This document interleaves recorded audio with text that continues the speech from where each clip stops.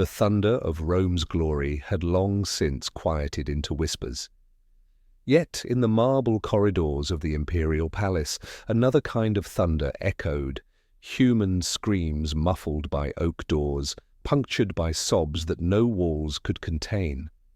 Senators, the very men whose ancestors had once dictated laws to nations, stood in rows like statues, their trembling hands clutching torches. Flames danced upon their faces, illuminating their shame as much as the carved marble walls around them. The command was simple: hold the light steady, but its meaning was annihilation. For their torches were not meant to guide triumphal processions or sacred rites, but to illuminate the destruction of their own children. This was no ritual of Rome's old religion, no Saturnalia feast where roles were playfully reversed. It was something darker, something engineered to grind down the dignity of men who had once commanded legions. Behind those heavy chamber doors, innocence was consumed under imperial will. Fathers were reduced to accomplices, not by choice, but by compulsion so precise it felt almost bureaucratic. The torch in their hand was not merely wood and flame, but a sentence. It condemned them to silence, to participation, to the unbearable role of witness. To resist meant annihilation, exile, execution, the eradication of one's family line.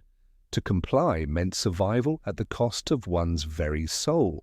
For the Romans, the familia, the sacred unit of father, mother, and children, was the cornerstone of civilization. It was more than blood, it was law, inheritance, tradition.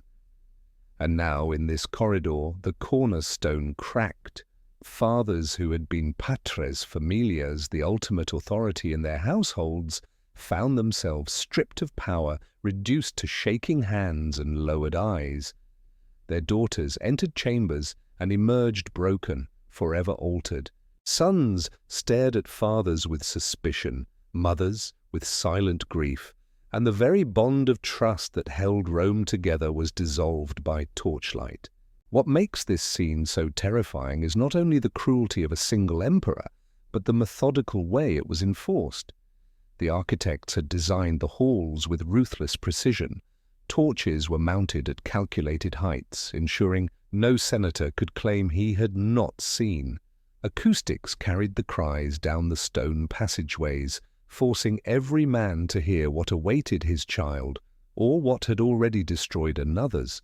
Guards patrolled with chilling calm, reminding senators to keep their arms steady, warning that a moment's falter would mean another name entered in the ledger of flesh.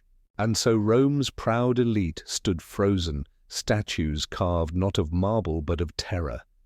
The empire that had conquered Gaul, broken Carthage, and bent the world to its will, now conquered its own households. It was not barbarians at the gates who weakened Rome, but the silence within its own marble heart. Because when fathers became torchbearers to their daughters' ruin, when senators themselves became instruments of humiliation, then resistance was no longer possible. Shame bound them more tightly than chains. Archaeologists, centuries later, would uncover fragments of graffiti scratched into the waiting walls. "We are the damned who breathe, the dead who walk," one senator carved into the stone, desperate to leave a trace of his despair. Another scratched, "May the gods forgive what emperors compel." These etchings are not myth. They are testimony, proof that men who once shaped law and empire were reduced to shadows, compelled into complicity by fear greater than death itself. The fear of seeing their families destroyed in both body and name. The corridor of torches was more than a hallway. It was a theatre of power, a machine of psychological warfare. Each flickering flame illuminated not only the horror within the chamber, but the collapse of Rome's moral core. The genius of this cruelty lay in its ability to turn protectors into accomplices, to corrupt family bonds into instruments of submission. By forcing fathers to stand still and bear witness, Caligula ensured that silence would spread beyond the palace walls into every Roman household. Husbands could not meet their wives' eyes, fathers could not face their sons. Daughters returned home, unable to look upon the men who had held the light. Families fractured in ways invisible yet permanent. Rome's historians often recorded battles, laws, and triumphs. But here was another kind of conquest, one that left no victory arches, only haunted silence. The empire had crossed a threshold. It was no longer simply an empire of conquests abroad, but an empire of terror at home, where the most sacred bonds of kinship were weaponized till resistance itself became impossible. For when the family breaks, so too does the state. And so the story begins. Not with Rome expanding into distant lands, but with Rome consuming its own heart. Fathers with torches, daughters behind doors, silence more suffocating than rebellion. This was not myth. This was not rumor.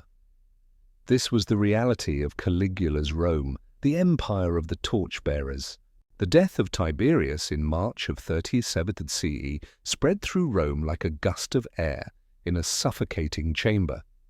After nearly a quarter-century of his rule, the empire exhaled with relief so palpable that writers compared it to rebirth. The man who had once been hailed as a worthy successor to Augustus had grown into a figure of suffocating paranoia. His reign was not remembered for victories but for shadows, secret trials, whispered accusations, and silent executions carried out on the smallest suspicion of disloyalty.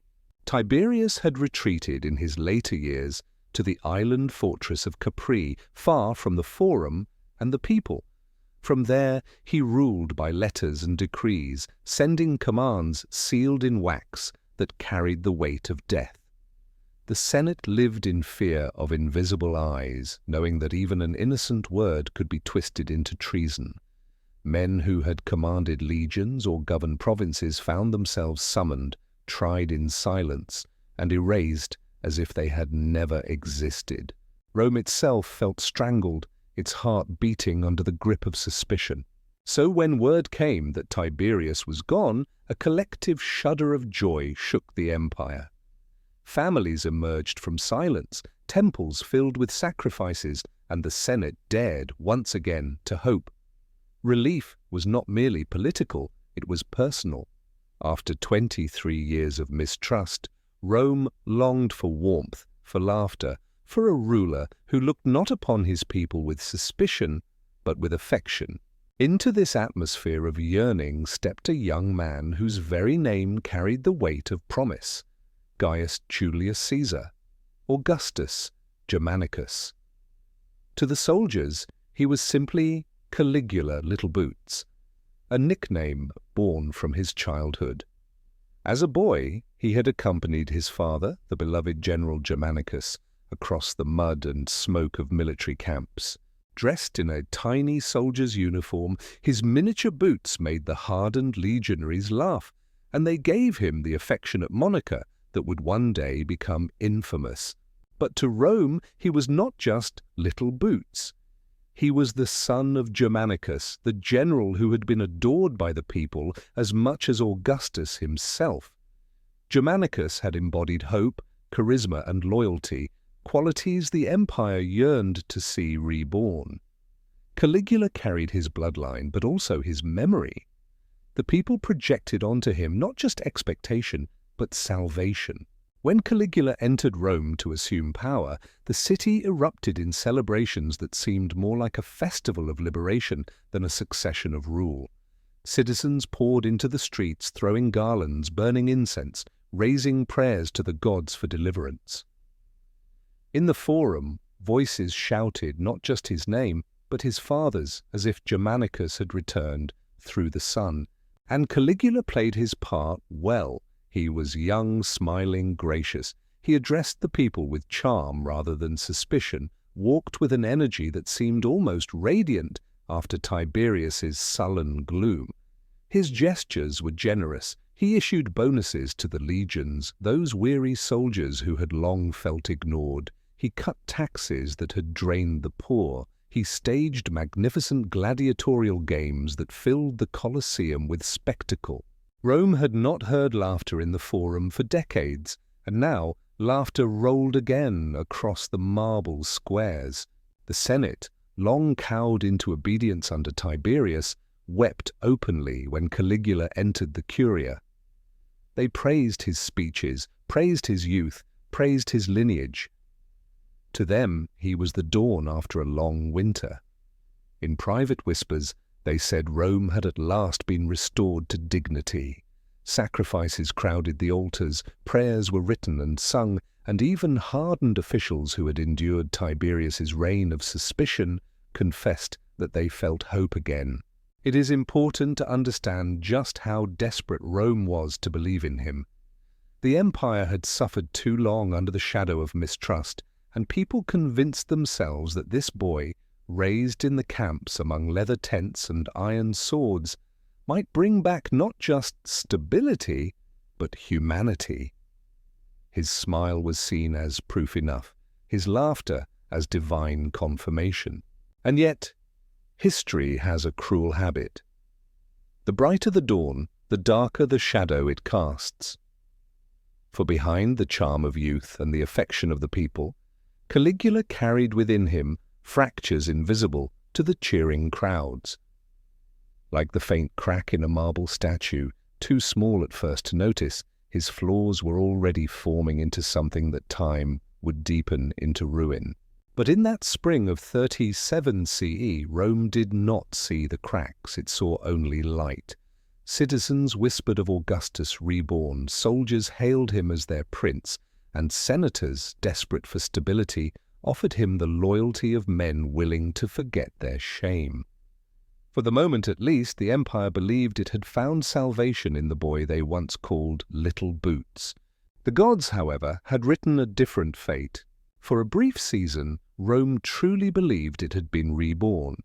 Caligula, young and radiant, seemed to embody everything his father Germanicus had once promised: generosity, vigor, and humanity.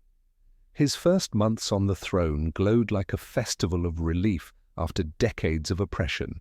He began with acts of kindness that won him immediate devotion.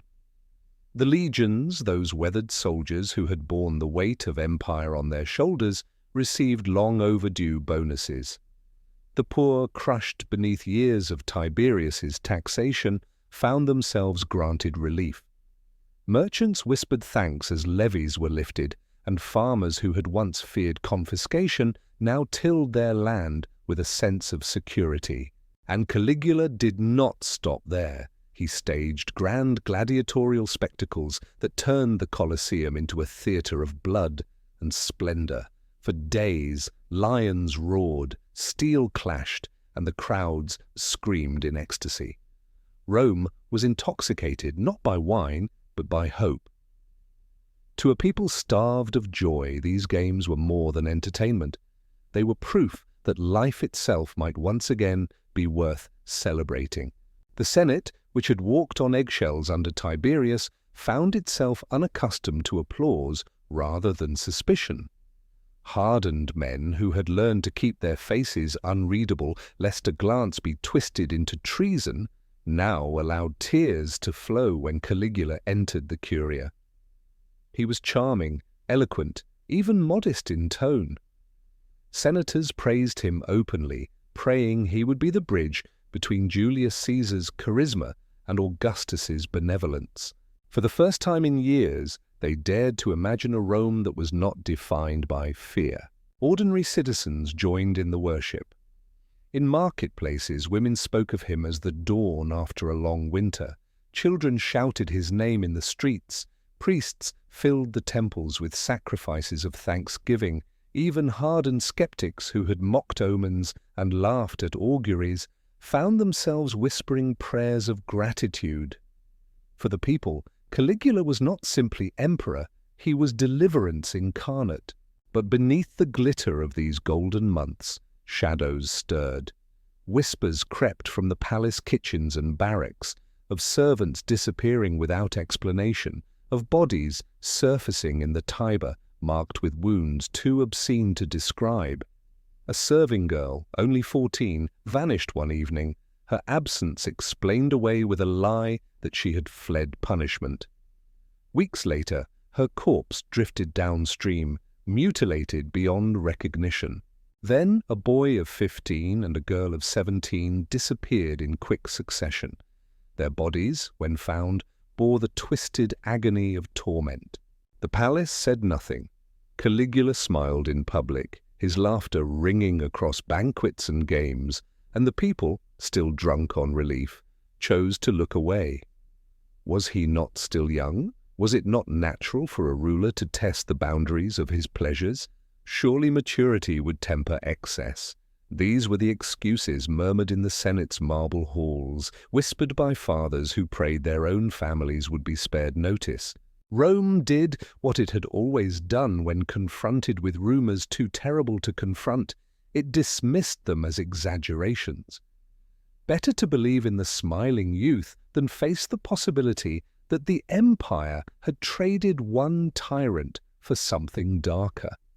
Better to cling to the dream of rebirth than admit that corruption might already be setting in.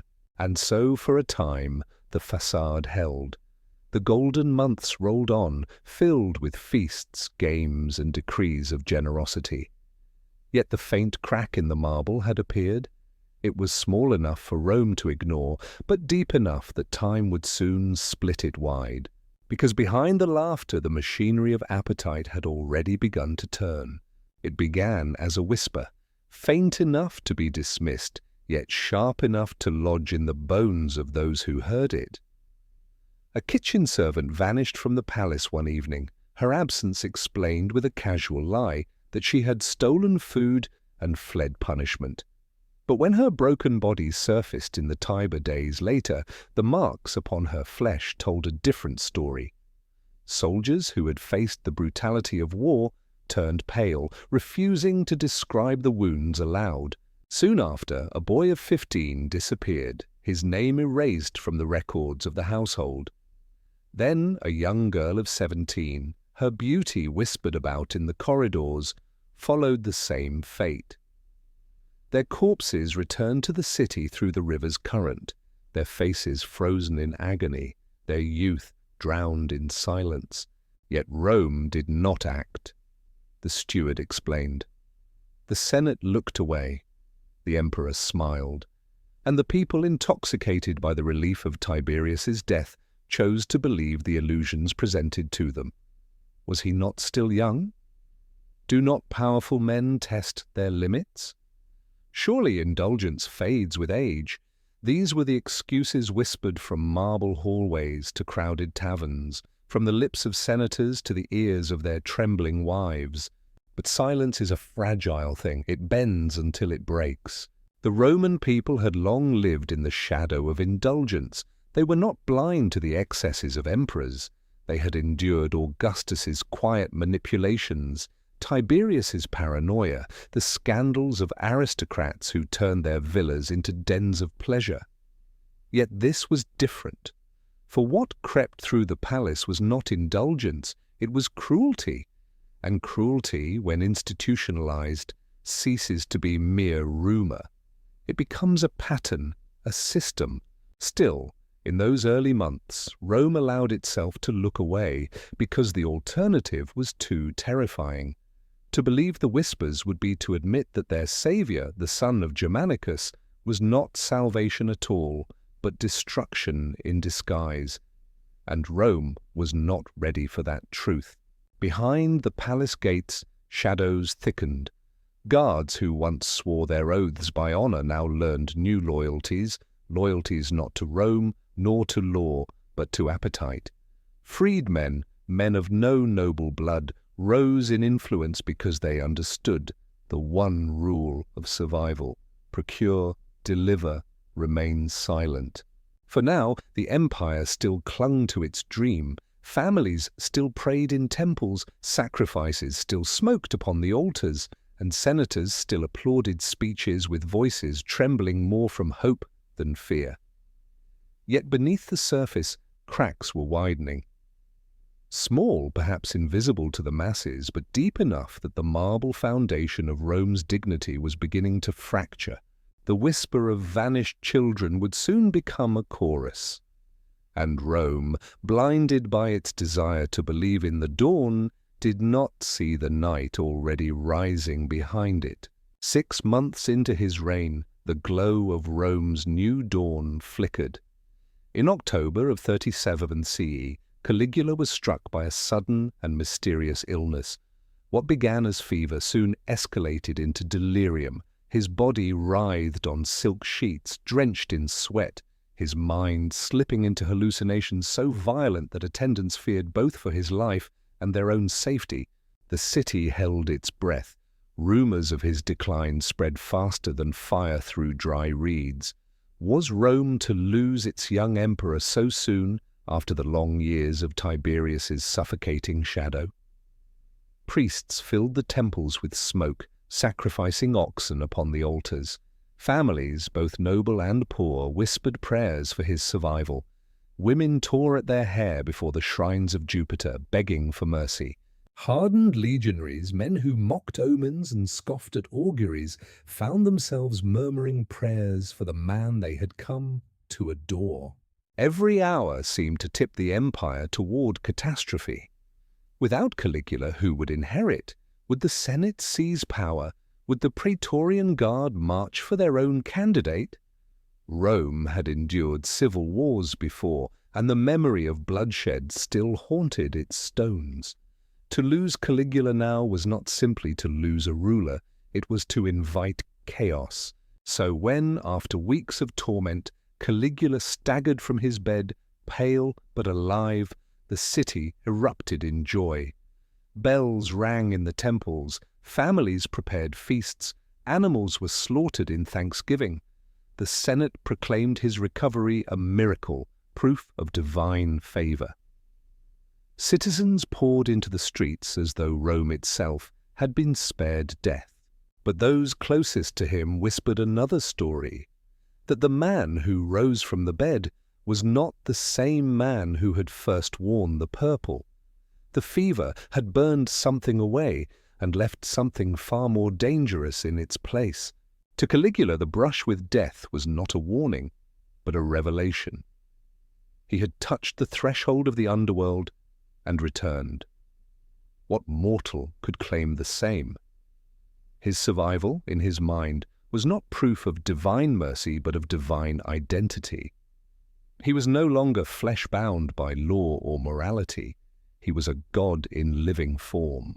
This belief, born from fever and delirium, reshaped his reign. Gratitude, which might have softened another man, hardened in him into conviction. He did not thank the gods, he claimed their mantle. He did not cherish the Senate's loyalty, he demanded their worship. Where once indulgence had been dismissed as youthful excess, it now grew into ritual, fueled by the certainty that no boundary of human decency applied to him. At first, this transformation hid behind the glamour of palace banquets. Invitations were sent to senators' wives, cloaked in the language of honor, but heavy with compulsion. Husbands dared not refuse, dared not even question. Young boys from noble families found themselves summoned to serve the emperor, only to learn that service meant rouge upon their cheeks and silk draped across their shoulders. Still, Rome clung to denial. The people told themselves it was youthful vigor. The Senate reassured itself that indulgence would fade. Yet indulgence did not fade. It sharpened. It calcified into policy. The fever had done more than nearly kill the emperor. It had given birth to a god in his own mind, and to a reign in which cruelty would no longer hide in shadows, but step boldly into the light. When Caligula returned from his fever, Rome expected gratitude. Instead, it received hunger. The illness had burned away restraint, leaving a young emperor who believed himself divine. And what is divinity if not the freedom to take what mortals cannot refuse? The banquets of the palace became the first stage for this transformation. Invitations, inscribed with imperial seals, began arriving at senators' homes. They bore polite words, but every family knew the truth. Such summons could not be declined. Husbands presented their wives at the marble doors, their lips forced into brittle smiles. The women were escorted into private chambers, from which they emerged pale and silent, their honor reduced to ash. No husband dared protest. To speak out was to risk not only his life, but the obliteration of his entire bloodline. Young boys from noble households were granted what was called the privilege of serving the emperor. But privilege came clothed in humiliation. Their cheeks were rouged, their hair styled into curls, their tunics replaced with silk draperies, more befitting courtesans than heirs of Rome's proudest families. These children, once destined for the forum and the battlefield, became ornaments at imperial feasts. They were forced to laugh when the emperor laughed, to flatter his whims, to embody a parody of grace designed to mock their fathers. Still, the Senate pretended not to see. Behind closed doors, whispers admitted what no decree dared record, that Rome's ruler was no longer mortal in his appetites. Yet in the Curia, senators applauded, their hollow praise echoing against marble, as though sincerity could be manufactured.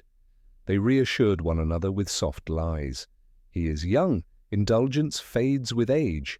He will grow into wisdom, as Augustus did. Better not to provoke him. Each excuse was a stone laid upon the foundation of silence that would soon crush them. But indulgence did not fade. It hardened into ritual. Caligula began replacing his palace guard, not with men of loyalty or honor, but with those who had already been stained by cruelty. Soldiers discovered that advancement came not through courage on the battlefield, but through willingness to participate in the emperor's depravity. A man's worth was no longer measured by his service to Rome, but by how far he would go to prove his devotion to Caligula's hunger. A freedman named Helon rose swiftly through these ranks, soon appointed master of pleasures. He understood the unspoken law. Survival meant procurement. No request, no matter how obscene, could be refused. Helon built a machinery of acquisition, finding wives, daughters, sons, slaves, anyone the emperor's eye lingered upon. In his hands, cruelty became administration. This was the true danger. Not merely that the emperor hungered, but that the hunger became a system. Families of distinction, once untouchable, now lived under a silent terror. A senator who opposed a tax might find his daughter's name on a list. A merchant who hesitated in payment might see his son summoned to serve as an ornament. The message was clear. Loyalty was not enough. Submission of the body and of one's family had become the coin of survival. The Rome that had once prided itself on mos maiorum, the ancestral code of honor, duty, and family, was rotting from within. Fathers who had been raised to protect their households now trembled, knowing protection itself had become impossible. Mothers clutched their younger children tighter at night, fearing footsteps at the door. Sons learned early that dignity was dangerous, and daughters learned that silence was the only shield. Rome, still drunk on the illusion of its golden months, did not yet see how far the crack in the marble had spread, but the line between indulgence and policy had already blurred. What had begun as appetite without boundaries was swiftly becoming the foundation of governance, and soon the ledgers of Rome would reflect it. Helon was not born into the nobility of Rome. He was a freedman, a man whose origins the Senate might once have dismissed with contempt. But in Caligula's Rome, pedigree mattered less than obedience, and cruelty proved more valuable than honor. Helon understood this truth with a clarity that ensured his survival. Where senators hesitated, weighed duty against conscience, Hellen did not. His loyalty was simple: deliver what the emperor demanded, no matter how obscene. Appointed as master of pleasures, Hellen became the unseen hand that fed Caligula's appetites. His office did not resemble the lofty councils of state or the bustling treasuries of empire. It was quieter, more insidious. Hellen managed lists, names whispered into his ear by guards, scribes, and spies. Wives of senators, daughters of equestrians, sons of wealthy merchants, all became entries. Some were summoned directly to the palace. Others vanished in the night, only to reappear days later in rooms where torches burned too brightly. At first, the Senate told itself that Hellen was a servant, a procurer of amusements no different from those who arranged banquets or secured exotic beasts for gladiatorial games. But Hellen was not a servant, he was an architect. And what he built was not entertainment but an infrastructure of corruption. His networks of informants reached into Rome's noble houses, his scribes recorded the preferences of the emperor, his guards enforced the summons with ruthless efficiency. With each passing week, the balance of power shifted. The old aristocracy, descendants of men who had marched with Caesar or spoken alongside Cicero, found themselves reduced to silence, while a freedman held in his hands the keys to survival. A senator might argue in the Curia about grain taxes or provincial laws, but if Hellen added his daughter's name to the list, all arguments ceased. Families learned that wealth and ancestry no longer protected them. Their safety lay in Hellen's favor, a favor purchased not with honor, but with surrender. Rome had always been a city of hierarchy, obsessed with birthright, status, and tradition, yet under Caligula those hierarchies twisted. Hellen, a man with no lineage, no triumphs, no marble busts of ancestors in the atrium, now controlled the fates of patrician families. It was not senators who set the tone of Rome's politics. It was Hellen's scribes tallying names in ink while torches flickered in the halls of the palace. And with this shift came a deeper corrosion. The Senate, long accustomed to defending its dignity, began to fracture under the pressure of complicity. Some members whispered prayers and endured.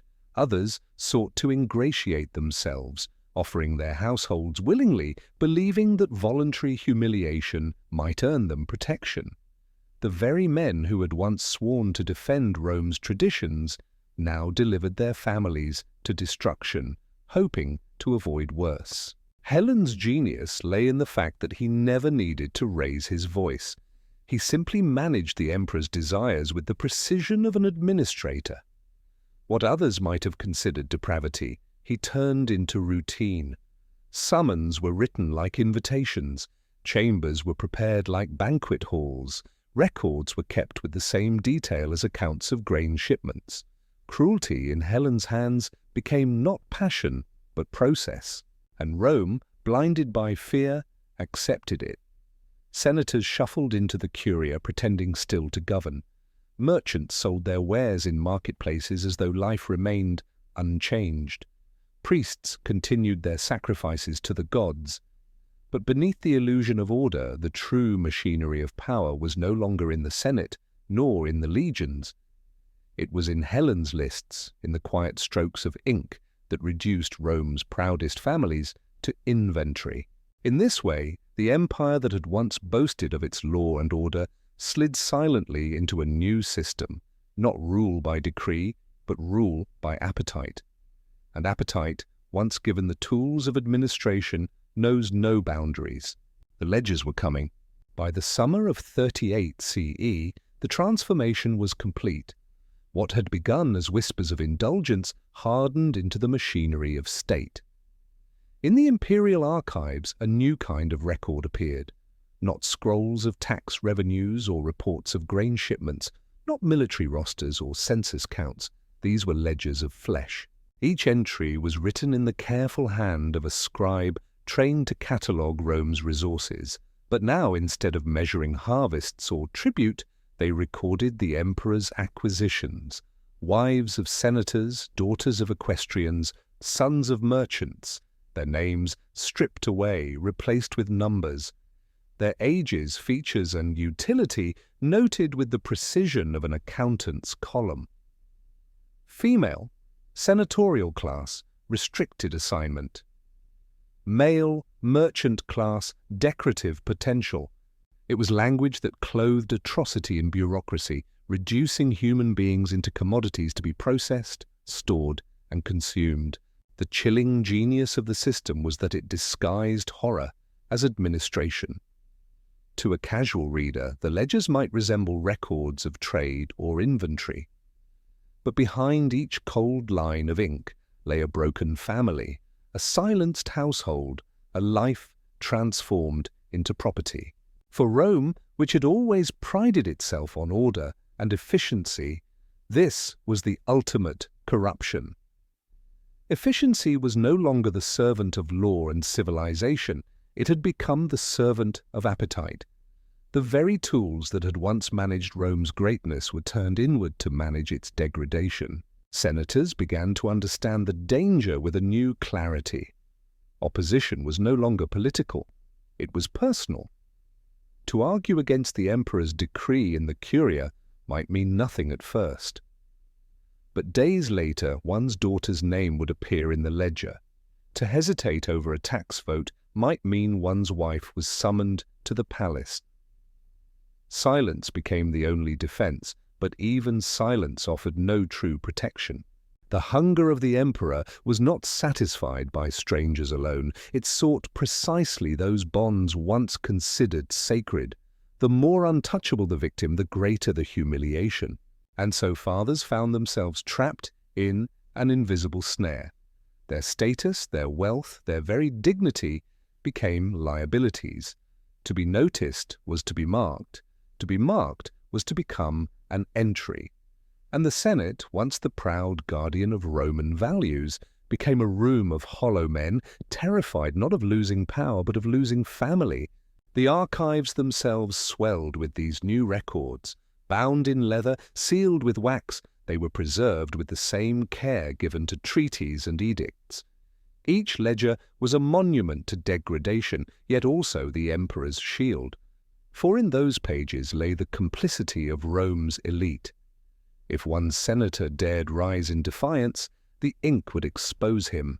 The record would reveal that he, too, had stood silent, while his household was consumed. Resistance became impossible because shame itself had become the emperor's weapon. Archaeologists centuries later would uncover fragments of these ledgers, item numbers, descriptions, marginal notes suggesting compliance ratings or assignment outcomes.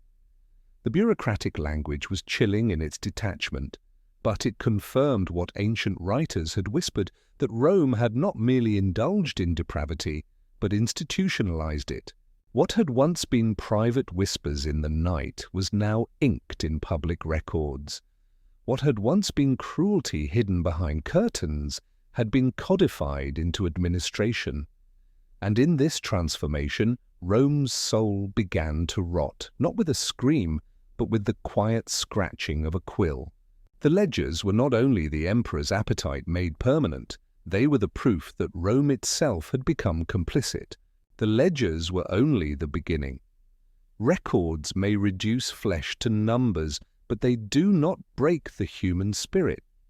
Caligula understood that true control required more than cataloguing bodies. It required the annihilation of dignity, the twisting of love itself into a weapon. And so he devised a ritual more cruel than any execution, more devastating than exile, the torchbearer's duty. At dawn, summons would arrive at the homes of senators and magistrates. The letters were written in the detached language of bureaucracy, a request for attendance at the palace, accompanied by one's eldest unmarried daughter. No reasons given, no explanations offered. The words seemed almost polite. Yet behind the formality lay certainty, certainty of humiliation, certainty of destruction.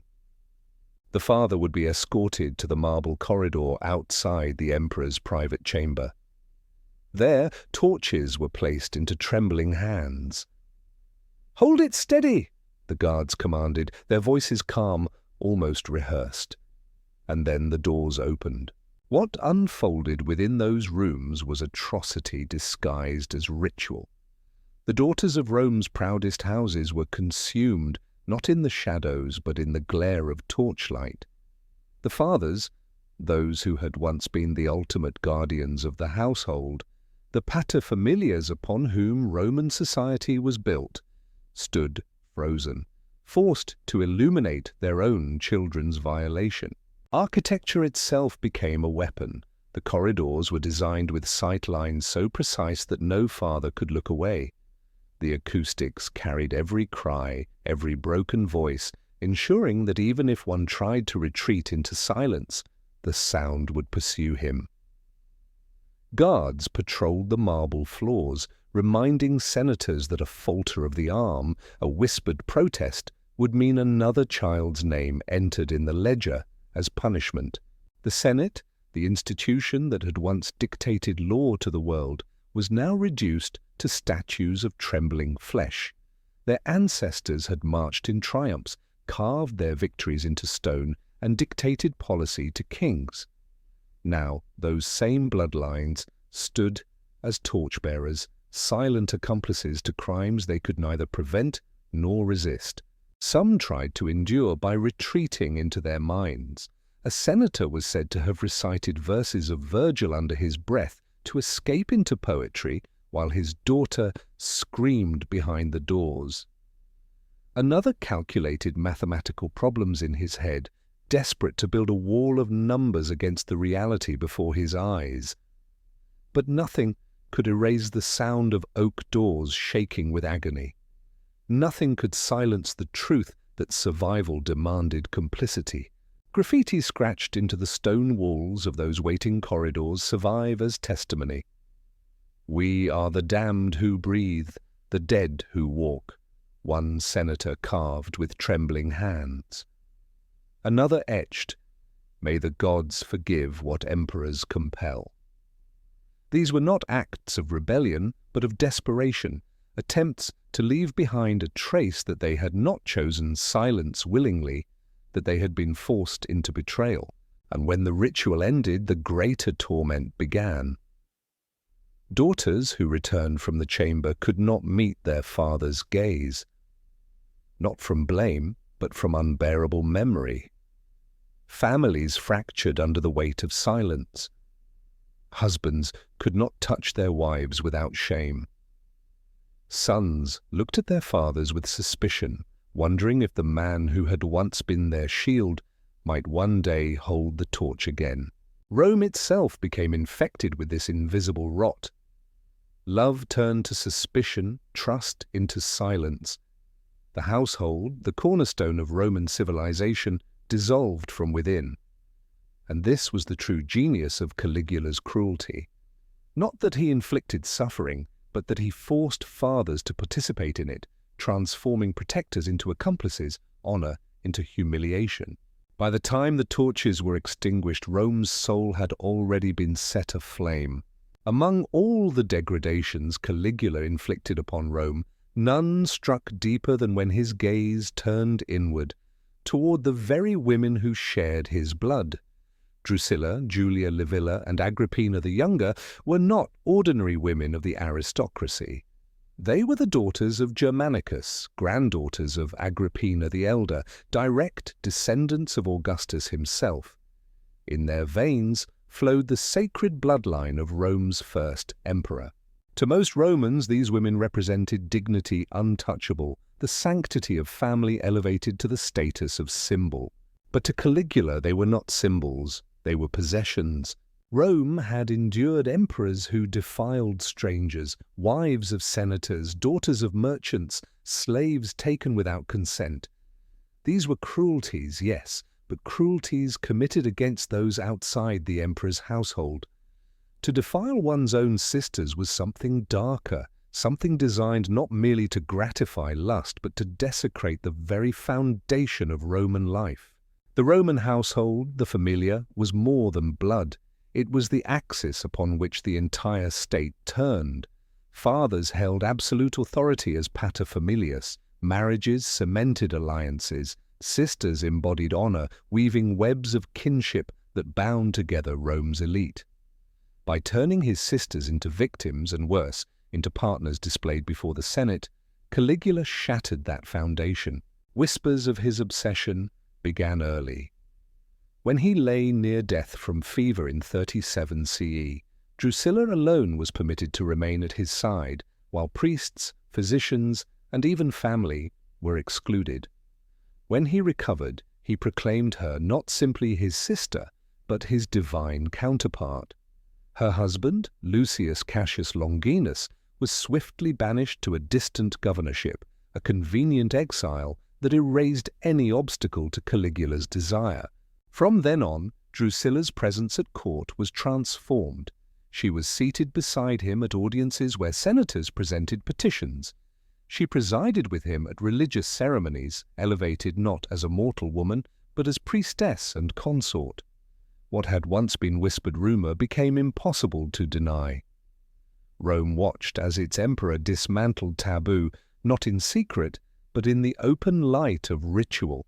Julia Livilla, fiery in spirit, attempted defiance, but resistance brought punishment so swift and brutal that she fell into silence. Agrippina the Younger, sharper of mind and colder in calculation, chose another path. She buried her rage, swallowing indignities with eyes that burned, storing every humiliation like coins saved for a future reckoning. But for now, resistance was futile. Rome itself had become Caligula's stage, and his sisters were unwilling actresses trapped in his theatre of desecration. The Senate, trapped by fear and shame, said nothing. To speak against the emperor was treason. To speak against his divine sisters was blasphemy. And so the men who had once dictated the laws of nations bowed their heads as Caligula announced to all of Rome that even the blood of Augustus could be corrupted. The boundary had been crossed. Strangers could no longer be distinguished from kin, the sacred from the profane. If the emperor could desecrate his own sisters, then no family in Rome, no father, no daughter, no mother, could believe themselves safe. Caligula had proven the most devastating truth of all, that nothing, not even the sanctity of blood, could stand against the hunger of a man who believed himself a god. It was not enough for Caligula to indulge in whispers behind closed doors. For a man who now believed himself divine, secrecy was weakness. What is the worth of power if it cannot be displayed? And so the moment came when he transformed private scandal into public theatre, unveiling his incest before Rome's highest ranks, in a banquet that burned itself into memory as sacrilege. The dining hall shimmered that evening with a brilliance designed to overwhelm the senses. Golden lamps hung from carved beams, their flames reflected in marble, polished to a mirror's sheen. Musicians plucked strings, their melodies delicate but unable to ease the tension in the air. 300 men sat in attendance, senators, priests, foreign ambassadors. Women of noble houses filled the couches beside them, their faces painted with practiced smiles that concealed dread. Platters overflowed with delicacies, roasted peacock, figs dripping in honey, exotic fish carried from distant provinces. Yet the abundance could not disguise the unease that simmered beneath the spectacle.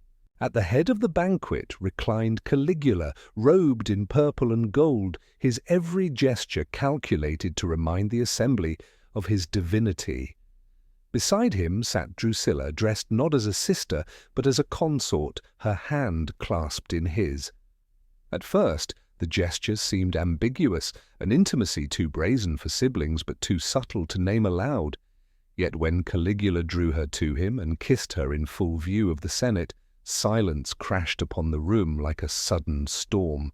Men froze with goblets half raised. Women clutched their cups until their knuckles turned white. No one dared speak. No one dared breathe too loudly.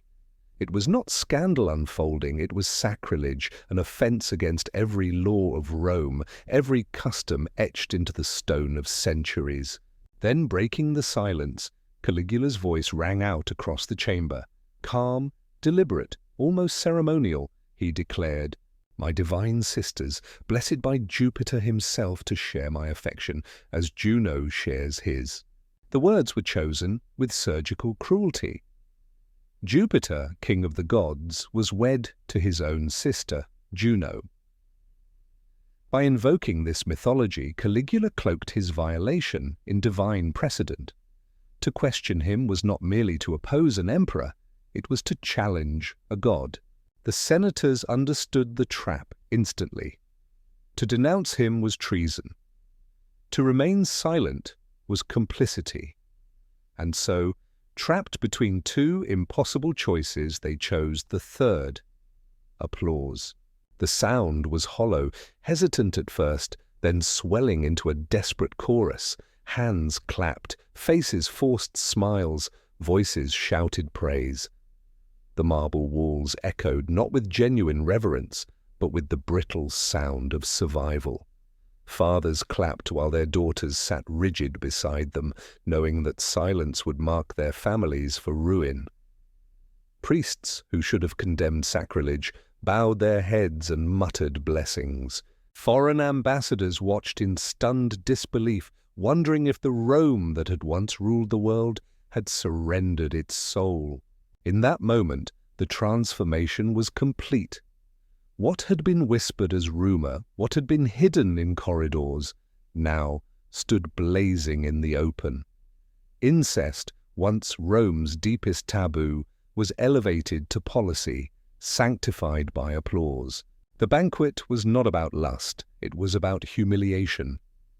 It was Caligula announcing to all of Rome, "If I can defile my own blood, then nothing is beyond my reach. No law, no custom, no bond of family can shield you." The applause that night was more damning than silence. It was the sound of Rome's Senate trading its dignity for survival, the moment when men who had once commanded legions reduced themselves to accomplices in a desecration that mocked their ancestors. And beneath the golden lamps, as musicians played on, Rome's soul cracked. In the months that followed the banquet, Drusilla ceased to be simply Caligula's sister in the eyes of Rome.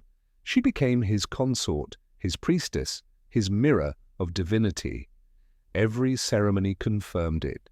When senators presented petitions, she sat beside him, her presence transforming routine governance into a mockery of marriage.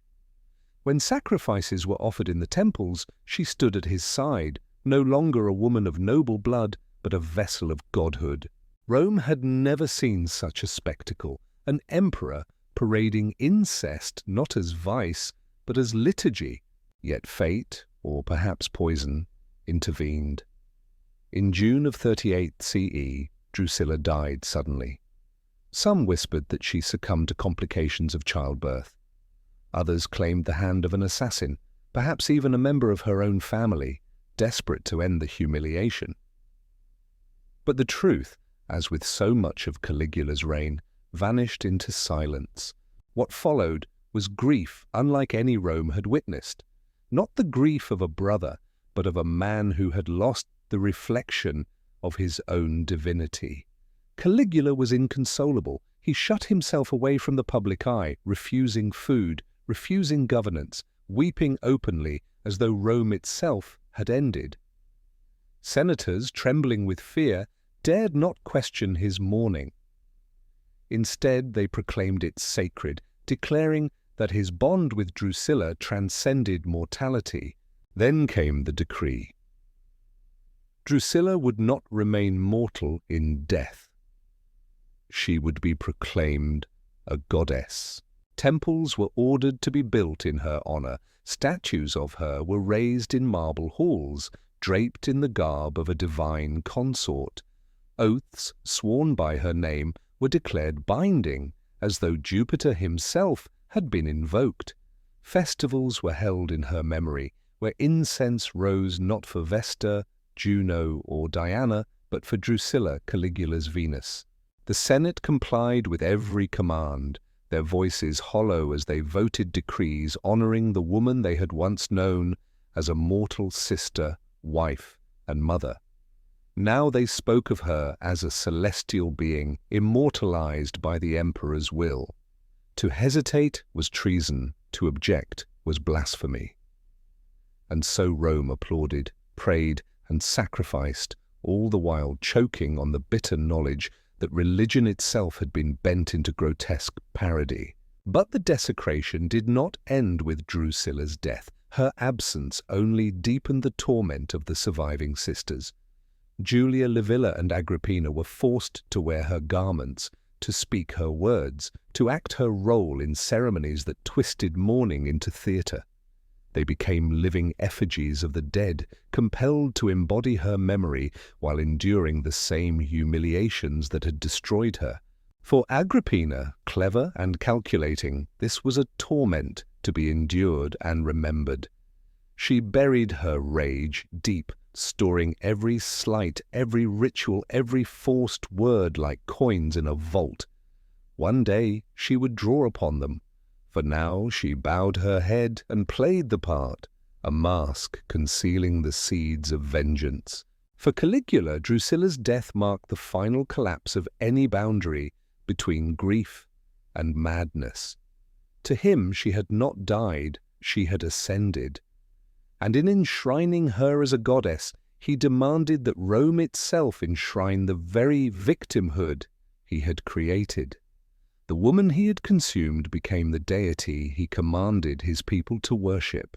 This was perhaps the most chilling transformation of all, humiliation sanctified as religion. Rome did not merely endure tyranny, it lit incense to it. With Drusilla dead and deified, the empire might have expected Caligula's obsession to wane.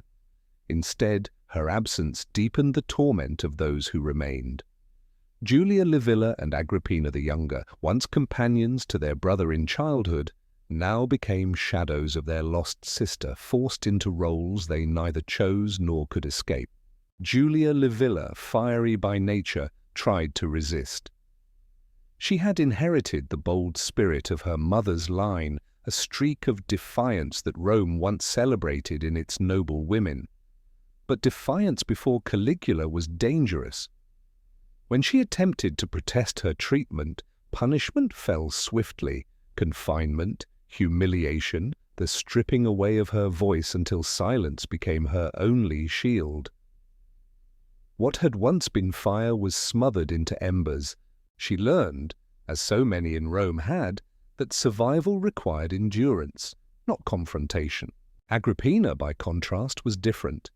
Younger, sharper of mind, she carried the calculating patience that would one day make her one of Rome's most formidable women.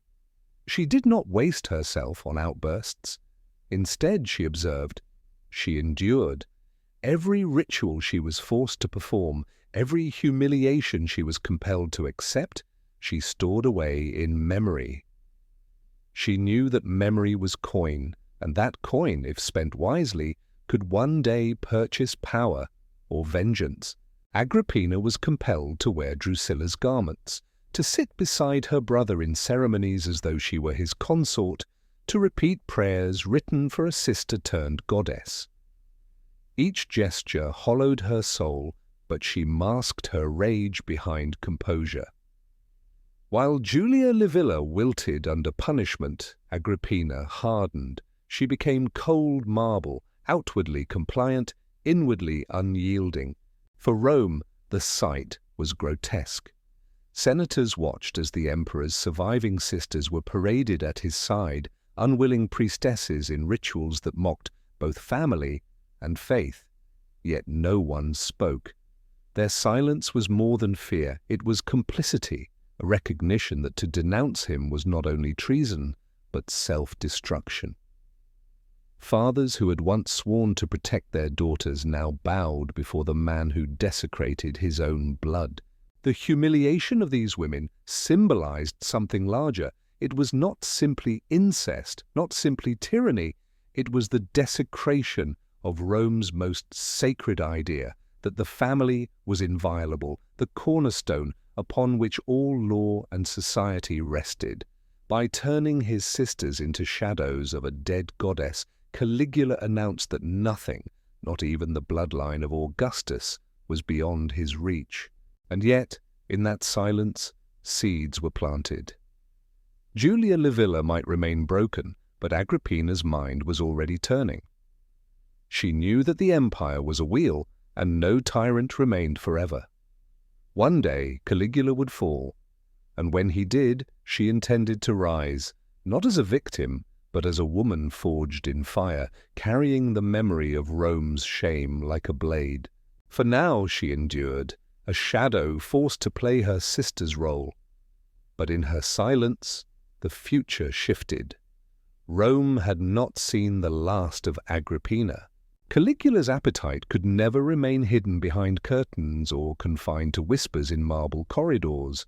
What had begun as private scandal soon demanded public ritual, clothed in the sanctity of religion. To cloak humiliation in holiness was the ultimate act of power, and so the emperor conceived of a new institution, the temple of divine service. To the casual eye, it resembled a sanctuary. Its ceilings were painted with mythological scenes of goddesses and nymphs, its walls inlaid with marble, its corridors perfumed with incense. Gilded statues stood in alcoves, their serene faces gazing down as hymns echoed through the air.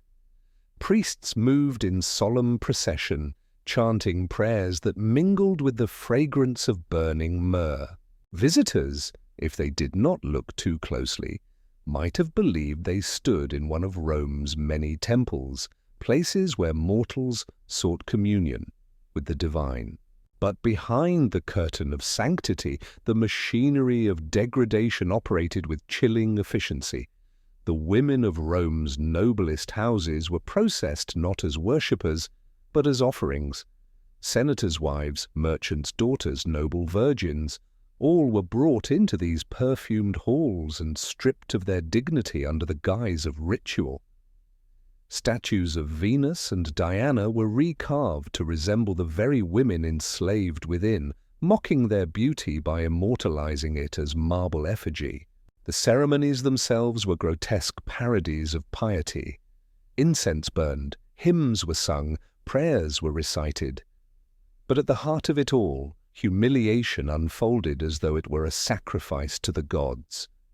Guards stood in rows, ensuring that no hand faltered, no voice broke. Scribes recorded every detail, names, ages, compliance, transforming human agony into lines of text preserved in the archives. To participate was compulsory. Senators received ivory tokens inscribed with chamber numbers and times, commanding their presence at sacred rites. Attendance was not a matter of faith, but of survival. Refusal meant ruin. Compliance meant complicity. Fathers who had once offered sacrifices at altars now watched their daughters paraded as offerings in a temple that mocked the very gods they once invoked, and the records ensured that silence endured. Each appointment was documented as though it were a Senate roll call. Notes were kept on enthusiasm, performance, and political outcome. Wax seals bound the documents, stored in duplicate within the archives. The emperor did not merely consume bodies, he consumed reputations. For once a man had stood by in the temple of divine service, once his family's honor had been processed within those perfumed chambers, he could never again raise his voice in opposition. The proof of his complicity lay in ink, ready to be revealed should he dare defy. This was the genius of Caligula's desecration. He had transformed religion into theater, humiliation into ritual, cruelty into institution. The temple did not simply gratify, it implicated. It ensured that Rome's elite, bound by their own silence and shame, became guardians of their emperor's madness. And so incense continued to rise. Statues continued to gleam. Senators continued to bow their heads in what they called worship, but knew in their hollow hearts was surrender. The gods of Rome did not die in Caligula's temple, but faith did. As if the desecration of religion were not enough, Caligula's imagination reached for something even more monstrous, the control of life itself. If Rome could catalogue bodies, if it could record humiliations as though they were ledgers of trade, why not go further? Why not seize the very act of creation, the womb itself, and transform it into a mechanism of imperial appetite? Thus was born the breeding program. Physicians trained in the schools of Alexandria, men who had sworn oaths to heal, now found their skills twisted into instruments of cruelty. These were not quacks or charlatans, but educated doctors versed in the humours, fertility, and anatomy. Under imperial command, they examined women not as human beings, but as livestock. Hips were measured, cycles noted, histories of childbirth recorded in ink. Girls of the senatorial class were paired not for love or alliance, but for optimal outcomes. Strong-featured women were forced to couple with gladiators to produce children of vigour. Pale-skinned patricians were assigned to foreigners for the promise of exotic beauty. Fertile widows were matched with young soldiers like mares, chosen for their studs. These unions were never voluntary. They unfolded under the eyes of guards and scribes, recorded as though conception were a contract. Compliance was rewarded with temporary reprieve. Resistance brought lashes, exile, or death. Pregnancies were monitored with obsessive precision. Diets were prescribed, movements restricted, miscarriages punished as though they were crimes against the emperor's property. The children born of these unions were not welcomed as sons and daughters. They were inventory. Boys of sturdy build were seized from their mothers to be raised in military schools, their childhood erased by drills and discipline. Those with delicate features were groomed for palace service, trained to become attendants in silks rather than soldiers in armor. Girls of unusual beauty were marked for the temple of divine service, their futures sealed before they could speak. Others, deemed less valuable, were relegated to menial labor, their existence reduced to utility. The family, the cornerstone of Roman society, was dissolved in these transactions. Mothers wept as infants were torn from their arms, yet their grief mattered no more than the cries of cattle separated from their young. Fathers had no voice, for their authority as paterfamilias had been shattered long before, extinguished in the torchlit corridors where their silence had already been purchased. It was not enough for Caligula to consume the present. He sought to engineer the future. His program promised a steady supply of bodies, shaped, catalogued, and broken before they had even drawn their first breath. The cycle of exploitation was no longer dependent on conquest abroad or seizure of captives. It could be sustained internally, generation after generation, like an unholy industry of flesh. Rome, which once prided itself on law, lineage, and the sacred bond of ancestry, had become a breeding ground, not of virtue, but of servitude. The noblest bloodlines were spliced, dissected, and reassigned at will, until identity itself dissolved into categories written in a scribe's hand. This was more than cruelty. It was annihilation by procedure, the deliberate dismantling of family, love, and inheritance.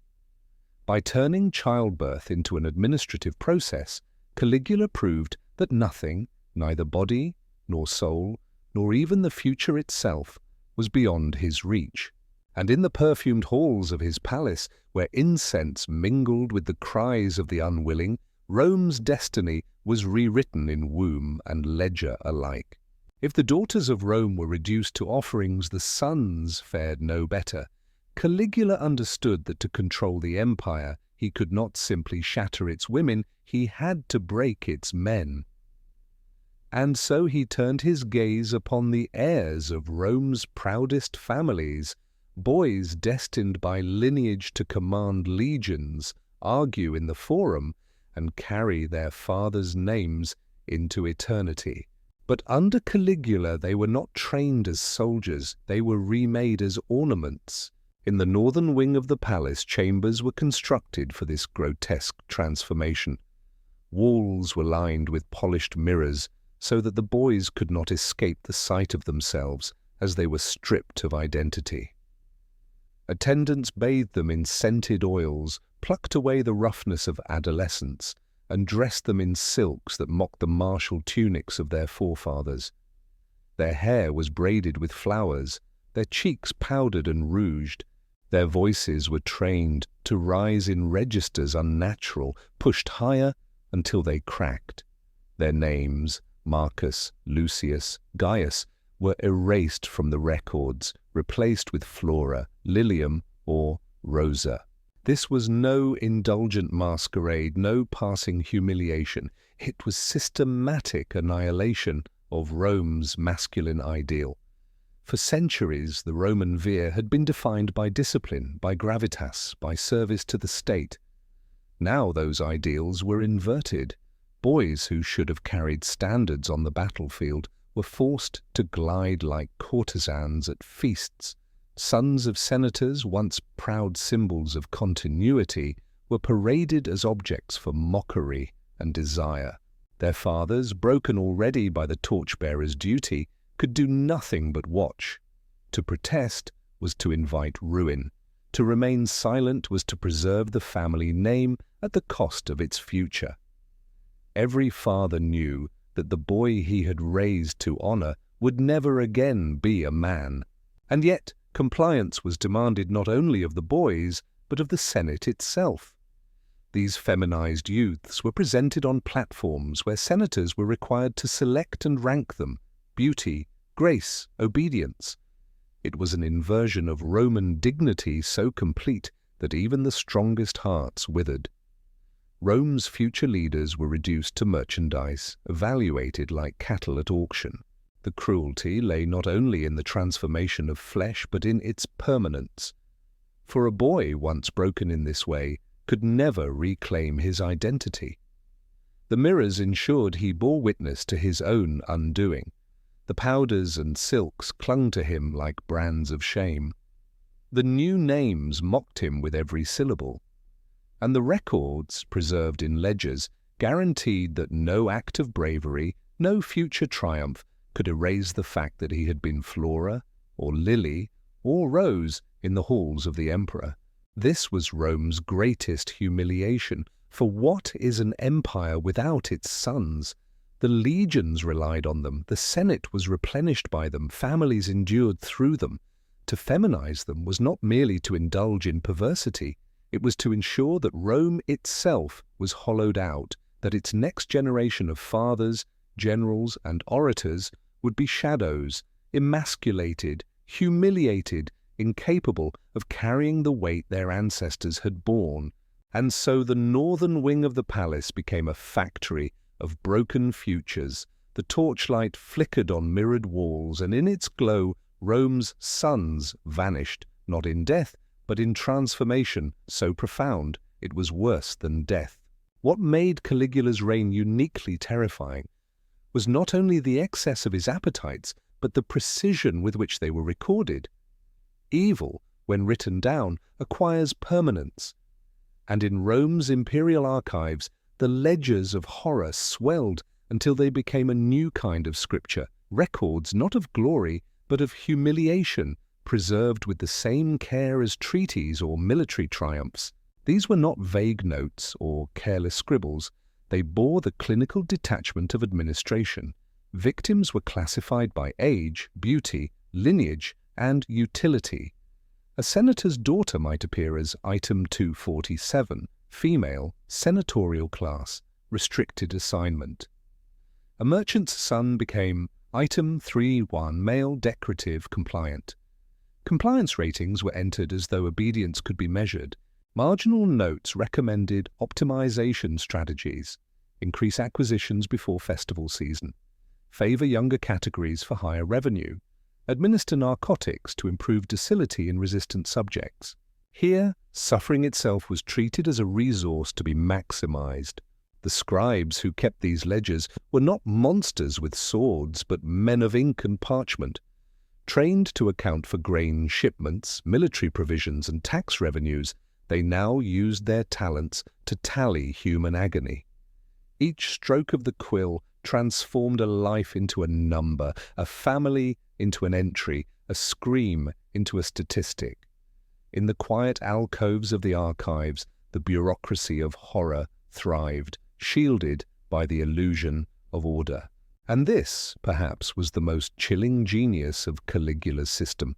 It did not rely solely on cruelty, but on procedure. Private depravity had been scaled, organized, and managed. The emperor no longer needed to be present at every humiliation. His machine ran on its own, with guards, physicians, scribes, and senators, each playing their role, each complicit by action or by silence. The Senate, bound by these records, could not resist. A man who considered defiance knew that somewhere in the archives lay proof of his complicity, an entry bearing his daughter's name, or his son's, or the tokens he had surrendered for the temple of divine service. Opposition would not only invite punishment, it would expose him.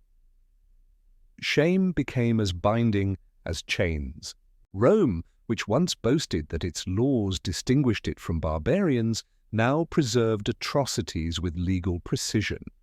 The very tools that had built its greatness, order, efficiency, record-keeping, had become instruments of corruption.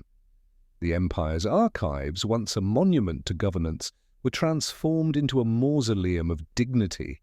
Centuries later, fragments of these ledgers would resurface. Archaeologists uncovered shards of parchment, their ink still bearing the chilling economy of words, names replaced by categories, children reduced to notes about potential, women marked by grades of beauty, men by compliance scores. Each line, stripped of humanity, carried the weight of an entire life erased. What these fragments revealed was not simply that Rome had tolerated atrocity, but that it had institutionalized it. Cruelty had become routine, and routine had become the emperor's shield. For no regime is more unassailable than one where evil is disguised as administration. And so the empire marched on, not with legions, not with triumphal processions, but with quills scratching in shadowed alcoves, reducing flesh into figures, dignity into digits, and the soul of Rome into parchment that would outlive its victims. On January 24th, 41 CE, the theatre curtains fell not on a performance, but on an emperor. The Praetorian Guard, men who had once sworn loyalty, turned their blades upon Caligula in a corridor of his palace. Steel tore through silk, and the god who believed himself immortal bled as mortals do. His wife and young daughter were cut down with him, the fury of Rome's silent suffering spilling out in one brutal act of vengeance. For many, his death was liberation. The senators, the soldiers, even the common citizens exhaled as if awaking from a nightmare. But freedom was not so simple. Killing the man did not erase the system he had created. The ledgers remained. The sconces for the torchbearers still clung to the palace walls. The graffiti of despair, carved into marble by trembling hands, still testified to the complicity of Rome's greatest men. Archaeologists centuries later would uncover these remnants, bronze torch holders fixed at precise heights, confirming ancient accounts that fathers were forced to hold them steady. Fragments of records listing acquisitions and assignments, where daughters of senators had been transformed into items. In one scratched message, preserved against the stone of a waiting corridor, a senator had written, "We are the damned who breathe, the dead who walk." These discoveries proved what rumor alone might have concealed, that atrocity had been codified into Rome's very architecture. But the deeper scars were not written in stone, they were carried in the hearts of Rome's families. Daughters flinched at thunder because storms reminded them of the nights when screams echoed with lightning. Sons grew into men who could not lead, for their fathers had been broken into torch-bearers. Mothers clutched their younger children with a desperation that never faded. Silence became the language of the empire, not reverence, but trauma, unspoken and unhealed. Rome tried to move forward. Claudius, Caligula's uncle, was raised to the throne, and the empire marched on with its legions, its laws, its ceremonies. But something had changed forever. The cornerstone of Roman society, the sacred bond of family, had been fractured. Fathers were no longer shields. Mothers no longer trusted the state to protect their homes. Children grew up knowing that power had consumed the household itself. This was Caligula's true legacy.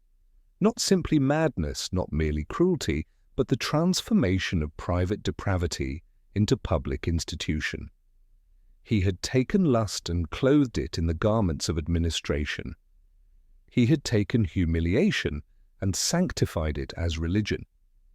He had turned the family, the most sacred bond of Rome, into a stage for terror. And so when we speak of Caligula today, it is not merely to recount tales of decadence or to gawk at rumor. It is to confront the abyss of what happens when unchecked power fuses with procedure, when appetite is disguised as policy, when cruelty is measured not by passion, but by ledger. His story is not only Rome's, it is humanity's warning. The ruins of his palace still stand. The torch sconces remain fixed in marble, silent witnesses to fathers who could not protect their children. The echoes of screams may be gone, but the lesson endures, that when power devours family, when dignity becomes currency, when silence becomes survival, then civilization itself begins to rot. Rome survived Caligula, but it never healed him.